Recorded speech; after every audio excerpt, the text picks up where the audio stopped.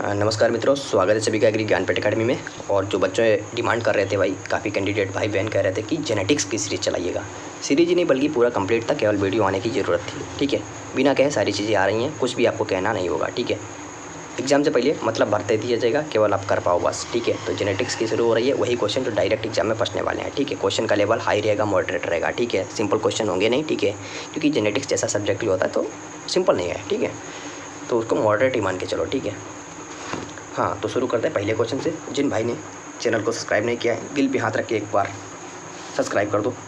ठीक है, यही ईमानदारी है, इसी से सिलेक्शन होना है। ठीक है, हाँ तो पहला क्वेश्चन क्या है, कौन कथन सही है? सही कथन कौन सा है?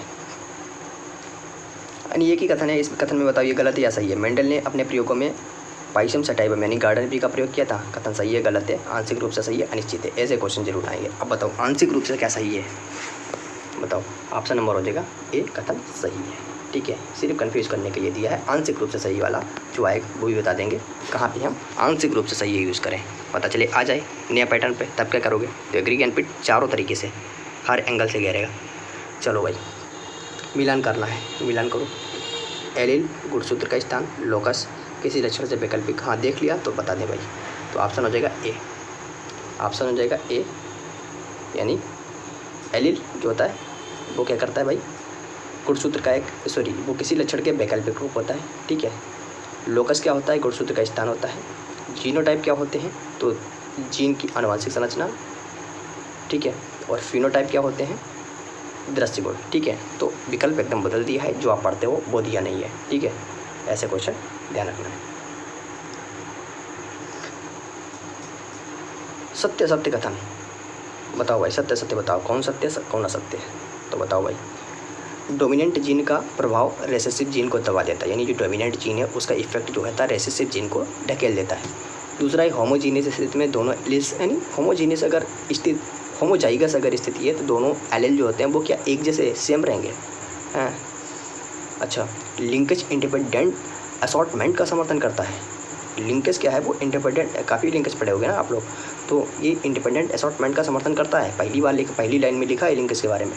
हाँ अगला है मायोसिस केवल सोमैटिक सेल्स में होता है, तो कौन सा सही होगा? ऑप्शन नंबर आपका राइट हो जाएगा 1 2 3 सही है, 1 2 3 सही है।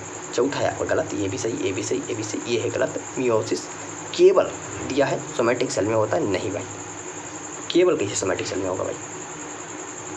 कथन कारण है, बताओ भाई। कथन कारण है क्वेश्चन नंबर 4 है। F1 पीढ़ी में सभी पौधे टाल होते हैं, लंबे होते हैं, क्योंकि टाल लक्षण डोमिनेंट होता है, यानी जो लंबा लक्षण होता है पौधे का वो डोमिनेंट होता है। इसीलिए जो पहली पीढ़ी होती है, F1 पीढ़ी होती है, उसमें सभी पौधे टाल होते हैं। व्याख्या कर रहा है क्या यार, गलत है, बताओ। तो ऑप्शन नंबर आपका एकदम दोनों सही है और एक दूसरे की व्याख्या भी कर रहे हैं। ठीक है, कौन सही सुसंगत नहीं है? ग्रेगर जॉन मेंडल जो है भाई फादर ऑफ जेनेटिक्स हैं क्या? ठीक है, Punnett square gene mapping, Thomas Hunt Morgan linkage से संबंधित हैं, और जोहानसन कॉइन्ड टर्म जीन शब्द दिया था जोहानसन ने। कौन सा सही नहीं है? तो ऑप्शन हो जाएगा बी। ठीक है, ये वाला गलत है। ठीक है, ऐसे क्वेश्चन भैया कहीं नहीं मिलेंगे। ठीक है, हाँ अगला है, निम्न में से कौन सी अवधारणा मेंडल ने नहीं दी? Law of segregation, law of independent assortment, law of mutation, law of dominance. सभी को पता होगा, तो मेंडल ने 3 चीज़ें दी हैं, तो सेग्रीगेशन भी दिया है, असॉर्टमेंट भी दिया है, और आपका डोमिनेंस भी दिया है। म्यूटेशन नहीं दिया। म्यूटेशन किसने दिया?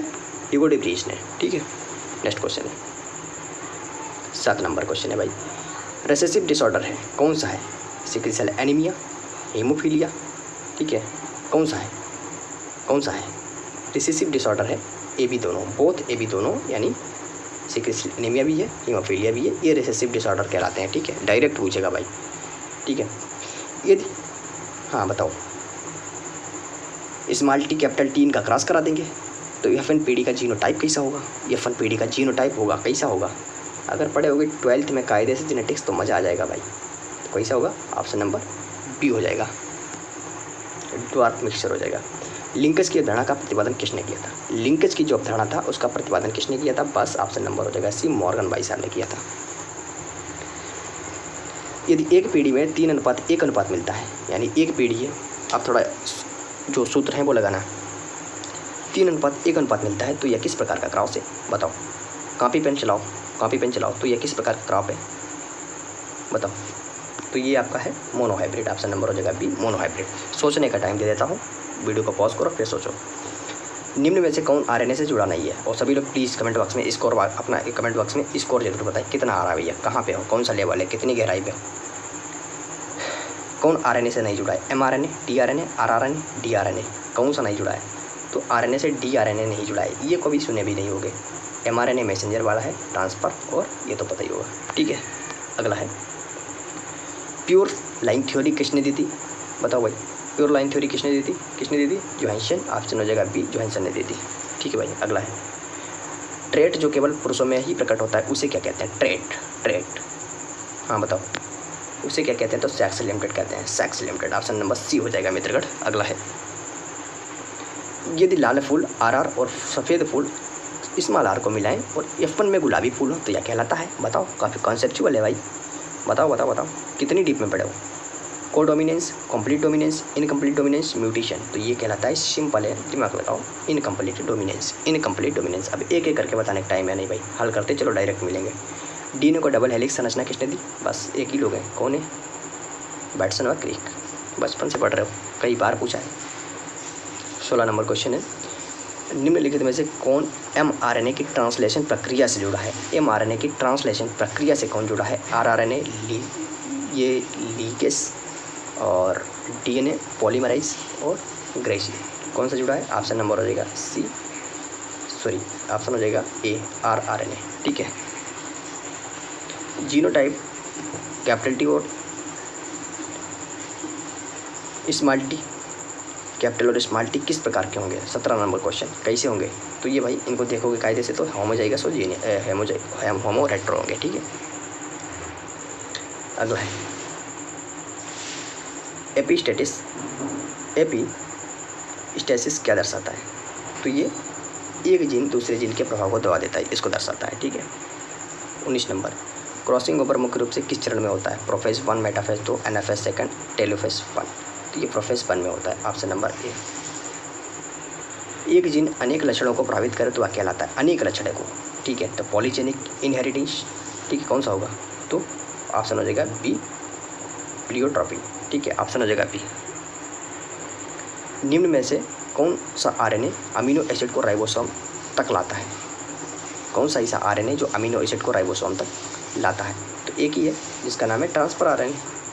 ठीक है, एक रिसेसिव ऑटोसोमल डिसऑर्डर का उदाहरण है। रिसेसिव ऑटोसोमल डिसऑर्डर का उदाहरण कौन है? Haemophilia, sickle cell anaemia, colour blindness और थैलेसीमिया, कौन सा है? तो ऑप्शन नंबर हो जाएगा B sickle cell anaemia. News में भी रहता है। हाँ, कथन कारण है, बताओ। लॉ ऑफ सेग्रीगेशन सभी युग्मकों में एकल जीन का पृथक्करण करता है। पृथक्करण दर्शाता है क्योंकि यह कानून केवल लिंकेज जीन्स पर लागू होता है। मतलब कोई कानून नहीं है, केवल एक कथागत कह दिया गया है। ठीक है, तो यह कानून केवल लिंकेज जीन पर लागू होता है। ए सही है, आर गलत है। ए सही है, आर गलत है, तब भी गलत हो जाएगा। ठीक है, केवल बात आ गई है तो केवल हो जाएगा गलत। मिलान करना है, इसका मिलान करना है तो मिलान का ऑप्शन क्या हो जाएगा?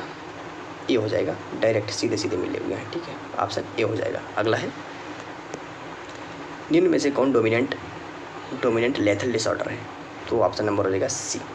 अगला है 26 नंबर, लो भाई दिख गया है तो देख लो। अगला है 27 नंबर, निम्न में से कौन जीन की इकाई नहीं है? कौन जीन की इकाई नहीं है?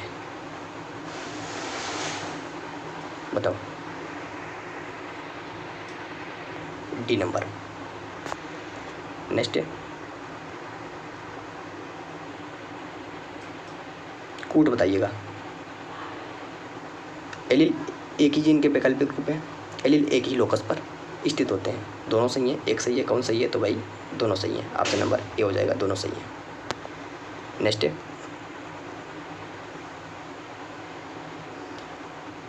कौन सेक्स लिंक्ड डिसऑर्डर नहीं है? Colour blindness, haemophilia. ठीक है, कौन सा नहीं है इसमें? तो मास्कुलर डायस्ट्रोफी, कौन सा नहीं है? तो ऑप्शन हो जाएगा डी। तीनों गलत है, डी हो जाएगा। ठीक है, अगला है 30 नंबर, कौन आरएनए प्रोसेसिंग से जुड़ा नहीं है? आरएनए प्रोसेसिंग से जुड़ा नहीं है कौन? तो ट्रांसडक्शन, ऑप्शन नंबर डी। अगला है भाई हाई लेवल का क्वेश्चन है, किसी जीन को पोजीशन, किसी जीन है, कोई भी जीन है, उसकी पोजीशन को क्या कहेंगे, तो पोजीशन को कहेंगे लोकस। यही है, बार बार आ रहा है तो समझ लो ये जीन की पोजीशन होती है। 32 नंबर क्वेश्चन है, ट्रिपल टेस्ट क्रॉस किस लिए किया जाता है। ट्रिपल टेस्ट क्रॉस जो क्रॉस होता है वो किया जाता है लिंकेज की जाँच के लिए। ठीक है, तो लिंकेज की जाँच के लिए किया जाता है। कौन सा DNA बेस पेयरिंग सही है, बताओ भाई कौन सा बेस पेयरिंग सही है, तो पढ़ा होगा एडेनिन, ग्वानिन, साइटोसिन सभी पढ़ा होगा। तो ऑप्शन नंबर कौन सा सही है, तो सी वाला सही है। ठीक है, किसके साथ है, AT, बताओ, सोचते चलो। हाँ, अगला है कोडोमिनेंस का उदाहरण क्या है, तो कोडोमिनेंस का उदाहरण है भाई आपका ब्लड ग्रुप AB। AB जो है ब्लड ग्रुप, वो कोडोमिनेंस का उदाहरण है, सटीक सादा उदाहरण है। निम्न में से कौन सा भैया रिकॉम्बिनेंट DNA टेक्नोलॉजी का भाग है, तो रिकॉम्बिनेंट DNA टेक्नोलॉजी का भाग है RNA पॉलीमराइज, DNA लिगेज, टोपोसोमरेज और कौन सा भाई, तो इसमें कौन सा है, तो ऑप्शन नंबर हो जाएगा बी, DNA लिगेज। अगला है 36 नंबर, कौन मेंडल का अनुपात डाइहाइब्रिड क्रॉस में पाया गया है, तो कौन सा अनुपात पाया गया है, तो डाइहाइब्रिड क्रॉस में पाया गया है 9:3:3:1, 9:3:1।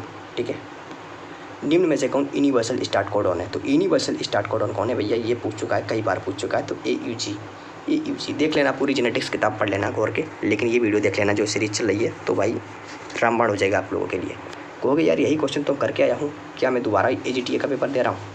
ठीक है, 38 नंबर क्वेश्चन, DNA रेप्लिकेशन में लीडिंग स्ट्रैंड कौन सी दिशा में बनती है, तो कौन सी दिशा में बनती है, ऑप्शन हो जाएगा बी। ठीक है, यदि दोनों एलील्स का प्रभाव समान रूप से प्रकट हो तो उसे क्या कहते हैं, यदि दोनों एलील्स का जो प्रभाव है वो समान रूप से प्रकट हो तो उसे हम कहते क्या है, तो ऑप्शन नंबर हो जाएगा कोडोमिनेंस, ऑप्शन ए। अच्छा, अगला है, यदि एक कोशिका में क्रॉसिंग ओवर नहीं होता है तो क्या प्रभाव होगा, यानी कोई कोशिका है उसमें क्रॉसिंग ओवर होता ही नहीं है तो प्रभाव क्या पड़ेगा, जो क्रोमोसोम नंबर पे पड़ेगा, तो क्या प्रभावित होगा, यानी जो गुणसूत्र संख्या है वो प्रभावित होगी, जीन का एक्सप्रेशन, जेनेटिक वेरिएशन प्रभाव पड़ेगा, प्रोटीन सिंथेसिस पे प्रभाव पड़ेगा, किस पे पड़ेगा, तो क्रॉसिंग ओवर अगर नहीं होता है तो प्रभाव पड़ेगा जेनेटिक वेरिएशन नहीं आएंगे। ठीक है, जो जेनेटिक वेरिएशन है वो आएंगे ही नहीं। 1 जीन 1 एंजाइम, बस एक ही लोग हैं, कौन है, बीटल एंड टाटा। अच्छा, पॉलीजेनिक इनहेरिटेंस का उदाहरण क्या है, blood group, skin colour, colour blindness, haemophilia, कौन सा है, तो 42 का ऑप्शन हो जाएगा बी, कलर, स्किन कलर। ठीक है, सेक्स इन्फ्लुएंस ट्रेट कौन सा है, बताओ कौन सा है, तो ऑप्शन नंबर हो जाएगा ए। ठीक है, अगला है, कौन सा मेंडल के प्रयोगों से संबंधित है नहीं, कौन सा नहीं है, independent assortment, dominance, incomplete dominance और सेग्रीगेशन, तो ऑप्शन नंबर हो जाएगा सी, ये कोई दिया नहीं था, इनकम्प्लीट डोमिनेंस मेंडल का प्रयोग ही नहीं था। माइटोकॉन्ड्रियल DNA का आनुवंशिक विरासत किससे होता है, माइटोकॉन्ड्रियल DNA का जो आनुवंशिक विरासत किससे होता है, तो ऑप्शन नंबर हो जाएगा बी, माता से। अगला है, मल्टीपल एलिज्म का उदाहरण है, ऑप्शन नंबर बी, AB जो ब्लड ग्रुप होता है वो मल्टीपल एलील का उदाहरण होता है। ठीक है, कौन ट्रांसलेशन प्रक्रिया में भाग नहीं लेता है, mRNA, tRNA, DNA और rRNA, तो ऑप्शन नंबर हो जाएगा डी, इसको डिटेल में बताया था, ट्रांसलेशन प्रक्रिया में कौन भाग नहीं लेता, तो DNA, उसमें tRNA भाग लेता है, ट्रांसफर RNA। नेक्स्ट 48, यदि दो हेटेरोजाइगस पेरेंट, यानी दो हेटेरोजाइगस कोई पेरेंट उनको मिलाया जाए तो रिसेसिव फिनोटाइप की संभावना क्या होगी, सो 2 हेटेरोजाइगस पेरेंट्स उनको मिला दिया जाए, कोई भी 2 हेटेरोजाइगस पेरेंट है अगर उनको मिला दिया जाएगा तो रिसेसिव पेरेंट की संभावना क्या होगी, 100%, 25, ये तो पहली पीढ़ी वाला है तो 25% होगा, बी नंबर ऑप्शन।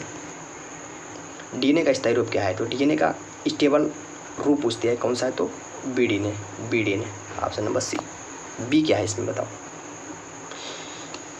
कौन RNA वायरस है, HIV, HPV, हैरपस और बैरियोला, तो HIV जो है वो एक RNA वायरस है, काफ़ी नाम सुने होंगे, लेकिन वायरस कौन सा है, DNA की RNA, तो मैक्सिमम RNA ही होते हैं, तो RNA वायरस। अगला है, निम्न में से, अच्छा कोविड-19 कौन सा था, बताओ कोविड-19 कौन सा था, निम्न में से कौन आनुवंशिक विविधता का प्रमुख कारण है, कौन आनुवंशिक विविधता का प्रमुख कारण है, तो mutation, option number B, mutation.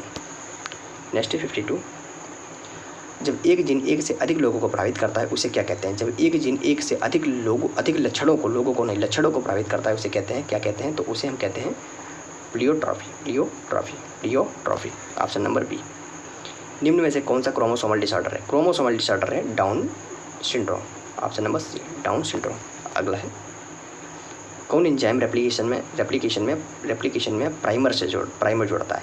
कौन एंजाइम रेप्लिकेशन में प्राइमर जोड़ता है? कौन जोड़ता है? तो ऑप्शन नंबर हो जाएगा प्राइमेज। ऑप्शन नंबर हो जाएगा सी, प्राइमेज। नेक्स्ट है, मिलान करिएगा, तो मिलान करो, कौन सा होगा? हाँ, मिलान करिएगा। सब्स्टिट्यूशन, एक न्यूक्लियोटाइड बदला। इन्वर्जन, जो इन्वर्जन होता है तो वो क्रम को उलटता है, और जो डिलेशन होता है वो आधार हटता है। डुप्लीकेशन, एक ही हिस्से को बार बार दोहराता है, तो कौन सा सही होगा? तो ऑप्शन नंबर हो जाएगा एकदम सामने। यदि किसी व्यक्ति के जीनोटाइप में XX हो तो वह क्या होगा? काफ़ी डीप क्वेश्चन है। ऑप्शन नंबर हो जाएगा सी, कैरियर महिला, तो महिला का कैरियर होगा वो। ठीक है। लिंकेज का सिद्धांत किस पर आधारित है? मेंडल के सेग्रीगेशन पर। ठीक है। शटन जो बोवेरी हैं उनके सिद्धांत पे, या फिर क्रॉसिंग ओवर की अनुपस्थिति पर, या क्रोमोसोम के साथ जीन के स्थान पर। तो लिंकेज का सिद्धांत किस पर आधारित है? ऑप्शन नंबर हो जाएगा डी, क्रोमोसोम के साथ जीन के स्थान पे। नेक्स्ट है, यदि किसी लक्षण के लिए जीन जिम्मेदार हो तो उसे क्या कहते हैं? यदि किसी लक्षण के लिए कई जीन जिम्मेदार हैं, कई सारे हैं, तो कई हैं तो polygenic inheritance. Option C. Next है, लॉ ऑफ सेग्रीगेशन किस चरण में स्पष्ट होता है? तो metaphase 1, anaphase 1, prophase second, telophase second. तो किसमें होता है? एनाफेज 1 में। ऑप्शन नंबर हो जाएगा बी, एनाफेज 1। नेक्स्ट है, कौन सा RNA एंजाइम की तरह काम करता है? तो ऑप्शन नंबर हो जाएगा सी, राइबोजाइम्स। नेक्स्ट है, निम्न में कौन सेक्स लिंक्ड रिसेसिव डिसऑर्डर है? तो कौन सा? Thalassaemia, sickle cell, haemophilia, skin colour, कौन सा है? तो ऑप्शन हो जाएगा सी के साथ, हेमोफीलिया। 62, कूट आधारित है भाई, कौन सा सही है, कौन सा गलत है, बताओ। जेनेटिक ड्रिफ्ट छोटी जनसंख्या में अधिक प्रभावी होते हैं, यानी जो जेनेटिक ड्रिफ्ट होते हैं वो छोटी जनसंख्या में काफ़ी ज़्यादा इफेक्टिव होते हैं। ठीक है। 2 है, जेनेटिक ड्रिफ्ट से एलील फ्रिक्वेंसी में बदलाव आता है, यानी जो जेनेटिक ड्रिफ्ट होता है उसमें एलील की जो फ्रिक्वेंसी होती है उसमें चेंजिंग आता है। तो ऑप्शन कौन है? 1 सत्य, 2 सत्य, दोनों सत्य, दोनों गलत, बताओ। तो क्वेश्चन काफ़ी डीप वाला है, ये भी काफ़ी डीप वाला है, तो दोनों एकदम सही हैं भाई, दोनों एकदम सही हैं। मिलान करो भाई, मिलान करो।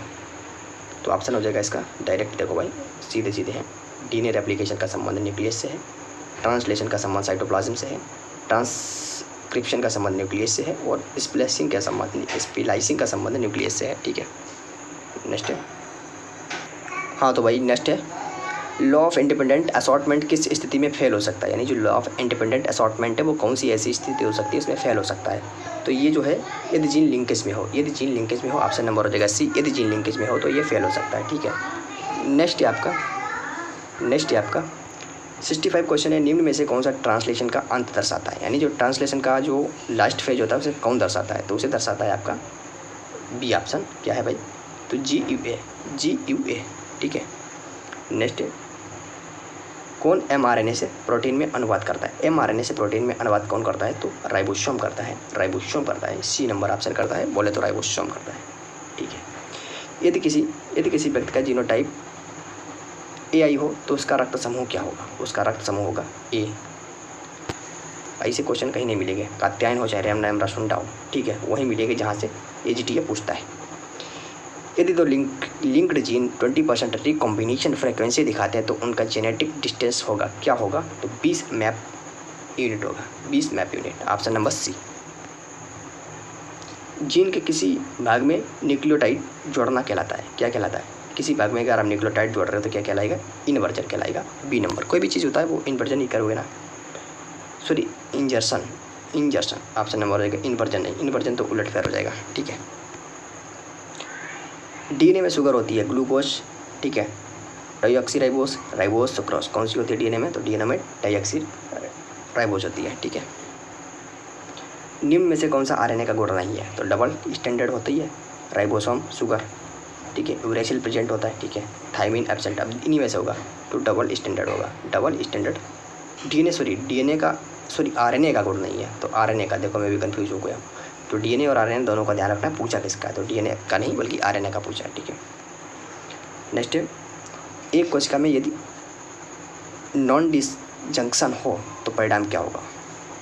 नॉन डिसजंक्शन हो तो परिणाम क्या होगा? तो परिणाम होगा aneuploidy. Option number C. Next है 73, राइबोसोमल आरएनए का मुख्य कार्य क्या है? What the main work of ribosomal RNA? Genetic code बनाना, ट्रांसलोकेशन करना, ट्रांसक्रिप्शन करना या रेप्लिकेशन करना। तो आज ऑप्शन हो जाएगा बी, ट्रांसलेशन करना। तो नेक्स्ट है 74। डोमिनेंट एलील का प्रभाव रिसीव एलील पर होता है। रिसीव एलील हमेशा हानिकारक होता है। तो कौन सा सही हो जाएगा? ऑप्शन नंबर हो जाएगा केवल पहला सही है, दूसरा है गलत। पहला सही है, दूसरा है गलत। डोमिनेंट एलील का प्रभाव रिसीव एलील पर होता है, लेकिन जो रिसीव एलील होता है हमेशा हानिकारक होते हैं, ये भी गलत है। केवल हमेशा वाले केवल गलत है। निम्न में से कौन जीनोटाइप को प्रभावित करता है? कौन करता है? तो एलील जो होते हैं वो करते हैं किसको? जीनोटाइप को प्रभावित। ठीक है, नेक्स्ट AB ब्लड ग्रुप में कौन सा इनहेरिटेंस पैटर्न होता है? तो ऑप्शन बी है, कोडोमिनेंस। 77। रेप्लिकेशन के समय DNA पॉलीमरेज किस दिशा में कार्य करता है? कौन सी दिशा में काम करता है? तो ऑप्शन बी। इस एंगल को कैसे निकाला जाता है? एक फार्मूला होता है, ठीक है। डिटेल में कभी वो फार्मूला बताएंगे, लेकिन अभी उतना ज़्यादा डिटेल में भी जाने की नीड है नहीं, ठीक है। 78। निम्न में से कौन सा RNA प्रोसेसिंग का हिस्सा नहीं है? DNA अनबाइंडिंग, स्प्लाइसिंग, रेप्लिकेशन, ठीक है, डेनेट्रेशन। तो ऑप्शन नंबर 78 का स्प्लाइसिंग, ऑप्शन नंबर बी। तो DNA में जो RNA प्रोसेसिंग है वो स्प्लाइसिंग का ही एक हिस्सा है, ठीक है। 79 है, पॉलीप्लॉइडी सामान्यतः किस पौधों में लाभदायक होता है? तो जेनेटिक्स में काफ़ी ज़्यादा पॉलीप्लॉइडी इंपॉर्टेंट होती है, और किस पौधों में लाभदायक पूछा है तो किस पौधों के लिए काफ़ी ज़्यादा बेनिफिशियल रहती है? तो व्हीट के लिए राइस, मैंगो, मस्टर्ड। तो राइस और मैंगो इनका कोई काम है नहीं इसके लिए, ठीक है। मस्टर्ड में होगी नहीं इतनी, तो व्हीट में होगा गेहूँ। ऑप्शन ए के साथ जाएगा। नेक्स्ट है 80। क्रॉसिंग ओवर के लिए जिम्मेदार एंजाइम है। तो क्रॉसिंग ओवर के लिए कौन सा जो एंजाइम है वो रिस्पॉन्सिबल है? DNA पॉलीमरेज, ठीक है, टोपियोसोमेरेज, रिकॉम्बिनेस, हेलिकेस। कौन सा है? तो ऑप्शन नंबर सी हो जाएगा, रिकॉम्बिनेस। DNA का, अब ऐसे क्वेश्चन सिंपल होते हैं, प्राणवायु डाल देते हैं, ठीक है। DNA का आविष्कार किसने किया? सभी को पता होगा, ठीक है। Option number B, mixture. यदि किसी जीन में पॉइंट म्यूटेशन होता है तो वह किसे प्रभावित करता है? तो वह किसे प्रभावित करता है? यानी पॉइंट म्यूटेशन जब आ जाता है किसी भी जीन में तो वह प्रभावित करेगा, किसे करेगा? तो वो सिंपल सी बात है, प्रोटीन सीक्वेंस को प्रभावित करता है। यानी ये प्रोटीन सीक्वेंस होता है। अब जो भी पॉइंट म्यूटेशन आते हैं सबसे पहले वन एंगल से आते हैं, कभी कभी राइट एंगल से आते हैं, कभी कभी लेफ्ट एंगल से आते हैं, तो पॉइंट म्यूटेशन प्रभावित करेगा, ठीक है, तो प्रोटीन के सीक्वेंस को, ठीक है। अच्छा, अगला है माइलस्टोन प्रयोग जिसमें DNA को जेनेटिक मटेरियल से किया है, बताओ। ऑप्शन नंबर हो जाएगा सी। तो ये हर्शी कैस एक्सपेरिमेंट था। mRNA न्यूक्लियस में बनता है, mRNA ट्रांसलेशन के लिए न्यूक्लियस में रुकता है। तो ऑप्शन हो जाएगा आपका ए सही है पर आर गलत है, ए सही है पर आर गलत है, ठीक है, आर है गलत। नेक्स्ट है, निम्न में से कौन सा रिसीव सेक्स लिंक्ड डिसऑर्डर है? Skin colour, haemophilia, ABO blood group और साइस्टिक फाइब्रोसिस। 85 बी ऑप्शन हो जाएगा, हेमोफीलिया, बी ऑप्शन हेमोफीलिया।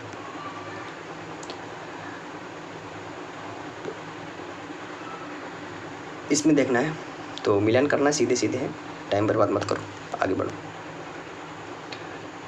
निम्न में से कौन सा ट्रांसलेशन का भाग नहीं है? तो स्प्लाइसिंग, ऑप्शन नंबर हो जाएगा सी। बाकी कोडॉन रिकॉग्नाइजेशन और पेप्टाइड बॉन्ड फॉर्मेशन भी है और टर्मिनेशन भी है, तीनों हैं पर सी नहीं है। कलर ब्लाइंडनेस किस प्रकार से वंशानुगत होता है? तो ऑटोसोमल रिसीव होता है, ऑटोसोमल डोमिनेंट होता है, एक्स लिंक्ड रिसीव होता है या बाई लिंक्ड डोमिनेंट होता है। तो ऑप्शन हो जाएगा एक्स लिंक्ड रिसीव जो होता है वही कलर ब्लाइंडनेस से वंशानुगत होता है, ठीक है। यदि एक महिला हेमोफिलिक है तो उसके पिता का जीनोटाइप कैसा होगा? यानी एक अगर महिला हेमोफिलिक है तो जीनोटाइप पूछा है उसके फादर का, तो उसके फादर का जीनोटाइप कैसा होगा? तो XS5, ऑप्शन नंबर ए। तो ये एक फार्मूला होता है, उसी पे डिपेंड करता है। अगर कुछ कॉन्सेप्ट आपको क्लियर है तो सारे क्वेश्चन एकदम से होते जाएंगे स्वतः ही। 90 नंबर, RNA में कौन सा बेस पाया जाता है जो DNA में नहीं होता है? तो सिंपल है, यूरेसिल एक ही होता है, यूरेसिल बचपन से रटा है। नेक्स्ट, ऑपरेशन सिद्धांत किसने दिया था? सॉरी, ऑपरेशन नहीं, ऑपेरॉन। तो ये दिया था जैकब एंड मोनॉट ने, ऑप्शन नंबर ए होगा, जैकब एंड मोनॉट। LAC ऑपरेशन यानी लेक ऑपरेशन का रेगुलर रेगुलेटर जीन कौन है? तो एक लेक ऑपरेशन बार बार निकल जाता है, तो लेक ऑपेरन जो होता है उसका जो रेगुलेटर जीन होता है वो कौन सा होता है? Lake A Z I by, तो होता है लेक आई, ठीक है, LSI आई। एक ट्रिपलेट कोडॉन कितने अमीनो एसिड को कोड करता है? तो कितने को करता है? तो एक अमीनो एसिड को, एक बार में एक ही को करेगा, ठीक है, नाम भले उसका ट्रिपलाइट, ठीक है। जेनेटिक मटेरियल का गुण नहीं है, तो replication, expression, transmission, protein synthesis. तो प्रोटीन सिंथेसिस कोई भी कार्य ऐसा जेनेटिक मटेरियल नहीं करता है, रेप्लिकेशन भी करता है, एक्सप्रेशन भी करता है और ट्रांसमिशन तो करेगा। निम्न में से कौन सा ट्रांसलेशन का अंतिम चरण है? तो ट्रांसलेशन का अंतिम चरण होता है टर्मिनेशन। देखो इसकी हायरार्की भी लगाने को देगा, ठीक है, हायरार्की नेक्स्ट वीडियो में हो जाएगा, जो भी हायरार्की होंगी सब आगे कंटिन्यू मिलती रहेंगी। किसमें पॉलीजेनिक इनहेरिटेंस नहीं होता है? हाइट में, स्किन कलर में, आई कलर में, ब्लड ग्रुप में। तो किसमें नहीं होता है? तो ब्लड ग्रुप में। ऑप्शन नंबर हो जाएगा डी, ब्लड ग्रुप में। नेक्स्ट, पॉइंट म्यूटेशन किसे प्रभावित करता है? तो पॉइंट म्यूटेशन जो है सिंगल बेस को प्रभावित करता है, ऑप्शन सी हो जाएगा, सिंगल बेस को। निम्न में से कौन सेंस कोडॉन नहीं है? तो सेंस कोडॉन नहीं है, ऑप्शन नंबर हो जाएगा सी, यूएजी। यदि दो जीन्स पास पास स्थित हो तो उनकी रिकॉम्बिनेशन फ्रिक्वेंसी होगी, कितनी होगी? बहुत कम। निम्न में से कौन सा मेंडेलियन रेशियो? तो मेंडेलियन रेशियो, मेंडल वाला रेशियो एक ही है। नहीं, ये देखो तीनों अलग अलग जो रूल आए थे अलग अलग थे। तो 9 3 3 1 1 2 1 3 1, आपको ये बताएगा इसमें कौन किस में था? तो ये तीनों है, ठीक है। तो भाई ये आपका जेनेटिक का 100 क्वेश्चन पूरा हो गया है। नेक्स्ट वीडियो फिर 100 क्वेश्चन के साथ मिलता हूँ साथियों। बाकी प्लीज़ चैनल को सब्सक्राइब शेयर करते रहना, और हाँ ध्यान रखना है थोड़ा मॉडरेट लेवल का है सीरीज़, ठीक है। जेनेटिक्स की सिंपल आता नहीं है, और सब्जेक्ट भी अपने आप में कोई सिंपल नहीं है, ठीक है, ये भी मानना पड़ेगा। हाँ, अगर आप ईमानदारी से आपको अच्छी तरीके से अगर पता है 40 क्वेश्चन कर पा रहे हो तो मतलब ठीक है, कोई दिक्कत नहीं है, आप अच्छा करोगे। 40 से 45 क्वेश्चन अगर कर रहे हो तो बढ़िया है। लेकिन हाँ, तुक्का इसमें शामिल नहीं है, तुक्का नहीं शामिल है। जो आपको 40 से 45 आते हैं उसमें किंतु लिंक परंतु है ही नहीं, ठीक है। तो सेकंड वीडियो लेक्चर के साथ फिर मिलूंगा, तब तक के लिए अपना ध्यान रखना। Thank you, take care, bye bye.